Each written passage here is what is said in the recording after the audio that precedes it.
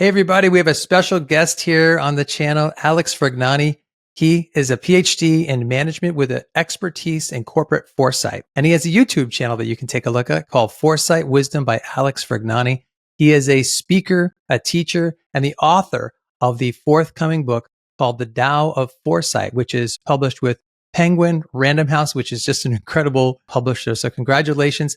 So we're going to answer 5 questions for our viewers about foresight. And let's start in the most obvious place. What is foresight? So in short, foresight is a set of practices for leaders to use scenarios, to use future scenarios to improve their decision making in the present.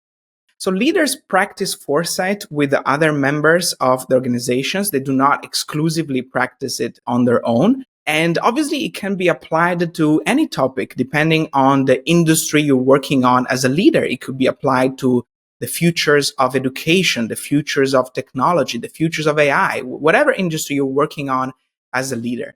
And the good thing, Alex, is that evidence is increasing that foresight is beneficial for organizations that practice it.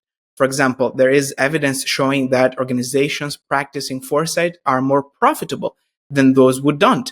Also, there's evidence showing that leaders who practice foresight are more flexible in their mindset after having done so.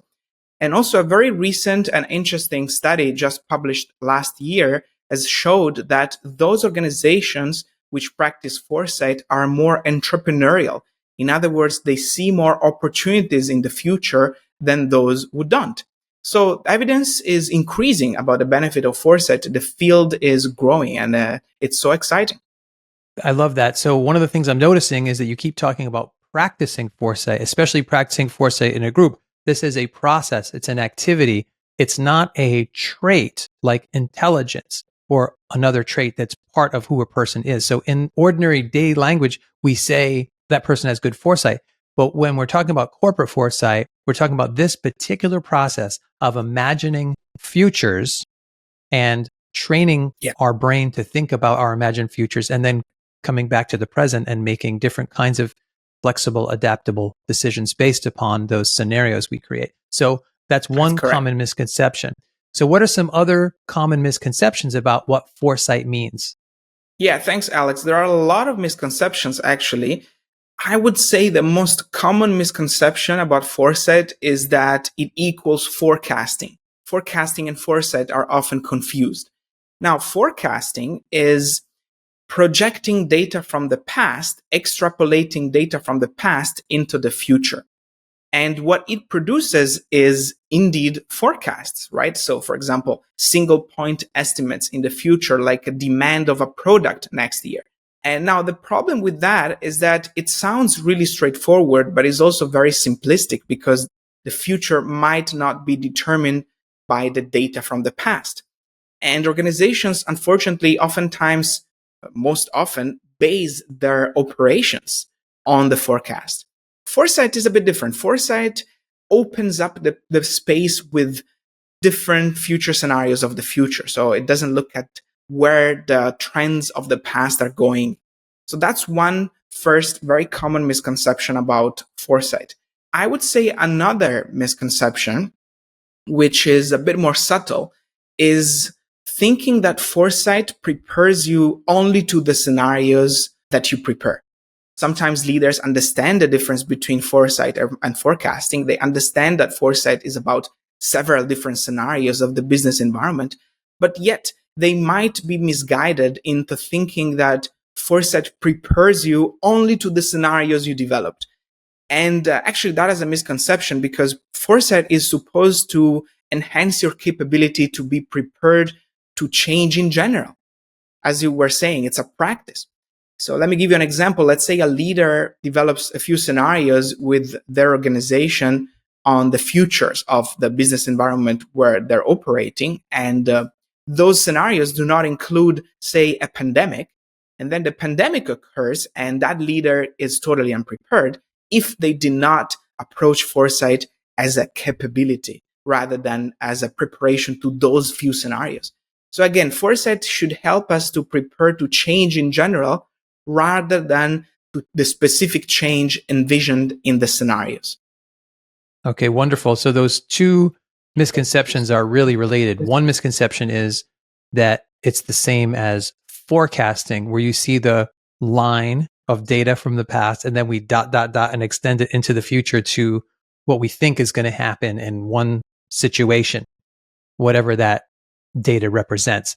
The other misconception is that, let's say you prepare 5 scenarios, 5 possible futures. Those are like 5 dotted lines extending, and you're betting, oh, one of these 5 will happen. But that's not what corporate foresight is. Good corporate foresight is teaching us how to think about the future. It's an ongoing group process activity so that we come back to the present, and that informs our flexibility, our adaptability, and our ability to deal with uncertainty as it unfolds in real time. So, in addition to that, why should leaders take foresight seriously? Yeah, you couldn't put it better, Alex, by the way. So, yeah, why should leaders take foresight seriously? Well, I have a lot of things to say to leaders to try to convince them to practice foresight, but I'm going to say 2. I'm going to say first, leaders have to face a dilemma with uncertainty.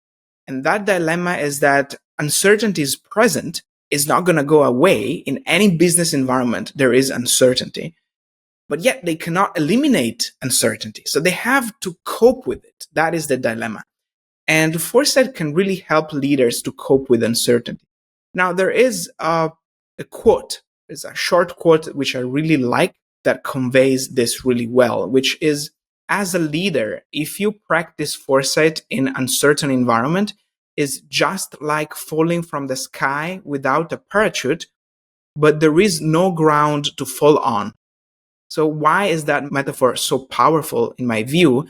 Is because you're falling from the sky without a parachute as a leader, right? It's a very uncomfortable situation, and that stands for uncertainty is there, it's uncomfortable, it's not going to go away. But yet, there is no ground to fall on. In other words, you're not going to hurt yourself, and that stands for foresight can help you because it's a coping mechanism that you can use with uncertainty. So that is the first thing I would say to leaders, to convince them about foresight, to have them to take it seriously. Secondly, leaders tend to think about the future as a continuation of the trends of the past. They tend to take the future for granted. And because of that, they might think, I don't need to look too much into the long-term future more than what I already know, assuming that is going to be a continuation of the present. I might as well focus on the short-term deadlines of the organization. Otherwise, the organization is going to go belly up, right? This is a very common feedback I have from leaders when I talk about foresight with them. But it turns out that mindset is a bit like saying, I'm not going to back up my computer because I'm too busy working on it. So that is obviously not the best mindset. And I would say foresight can help leaders to prevent that from happening. Yeah, I think I totally agree with you. So sometimes organizations have a very rigid understanding of what their future is going to become. They get stuck on it, and then they say, this is going to be the trend, and then they don't adapt or see changes coming. And at other times, like you said, they're very short-term focused. They're putting out fires, and they take that desired future and those goals for granted. So they work on the present and neglect changes that might be on the horizon, and they don't see those changes for what they are. They don't recognize that they need to adapt. So uncertainty is often the enemy, and these are different ways of coping with it. Foresight is obviously a really great way to handle uncertainty because we're training and retraining our way of thinking about the future. So what is an example of a leadership failure because of the lack of foresight? Yeah, so Alex, I'm going to start by saying that it's very difficult to show that leaders or even companies fail because they lack foresight. That study design is almost impossible to show after the fact. And also, by the way, companies fail for a number of reasons, including their lack of foresight. But there is one case study I'd like to talk about, which is that of Nokia. Now, Nokia, about a decade ago, did a lot of trends analysis of the future of mobile phone technologies. Now, as you know, as you said before, trends analysis is basically just as forecasting. It's a dotted line into the future. They look at the trends of the past and they extrapolate that into the future. And the outcome of that trend analysis was that the future that they were looking at was increasingly a future where MP3, GPS, and other software functions were embedded inside mobile phones. So what Nokia did was they bet all their resources, they put all their eggs in that future basket. They created a new series of phone, the N series, that embedded a lot of software inside mobile phones, such as MP3, GPS, etc. Now, as you know, with that kind of operating system, if you're not satisfied with the software, the only way you have is to go back to the manufacturer, hoping that they fix the bug, right? And in the meantime, what happened is that other players, namely Samsung and Apple, got into the mobile phone market with more flexible solutions. And the more flexible solution in this case is the app market. Now, as we know well, that in the app market, if you have a problem with an app, all you have to do is delete it and download another one from another manufacturer. So it's obviously a much more flexible solution, and the rest is history. Obviously, Nokia faced a huge downfall in the mobile phone market. It never recovered. And obviously, even if we cannot show that this was the only reason why Nokia failed in the mobile phone market, we also cannot deny that it did not contribute to its downfall. That's a great example of, in an industry, one company going all in on a very specific image of what the future is going to be, especially what consumer demand will be, and the competitors staying open and flexible so that their device could be adapted for wherever the market was going. So in contrast, what's an example of leadership foresight that succeeded? Yeah, well, there are a lot of good examples. There's one example I tend to mention a lot, which is that of Mercedes. Mercedes, a few years ago, I'm not sure if they're still doing it, but a few years ago, created a lot of scenarios of the future of automotive technologies.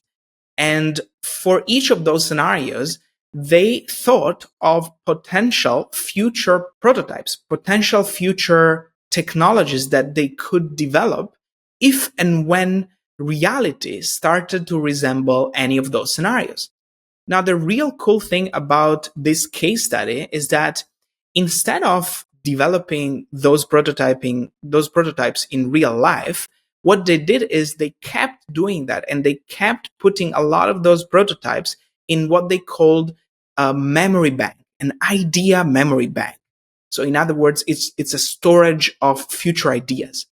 And I think this example is really cool because it shows that Mercedes was using foresight as a way to get better at preparing, as a way to get better at being comfortable with uncertainty, as a way to enhance their capability towards the future, which is really the essence of foresight. That's why I think this case study is really a good case study that shows that company can use foresight for their benefits. Wonderful. That's a fantastic example because they're actually looking at possible futures and possible consumer demand, devices that may or may not be needed or used in the future. But through their process of looking at possibilities and creating prototypes, they're teaching the culture how to think differently, how to think flexibly about the uncertainty they face, how to think adaptively about the possible futures they face, so that no matter what comes down the road, they've already practiced doing that in real time. Thank you so much for being here, Alex. You can reach Alex on LinkedIn. I'll put links to that in the description below. You can reach him by looking at his YouTube channel. And when his book is out, because it's not out yet, I'll put a link to that in the description below this video as well. It's called The Tao of Foresight, and we look forward to reading that. Thanks for being on the channel, Alex. Thanks so much for having me. A huge pleasure.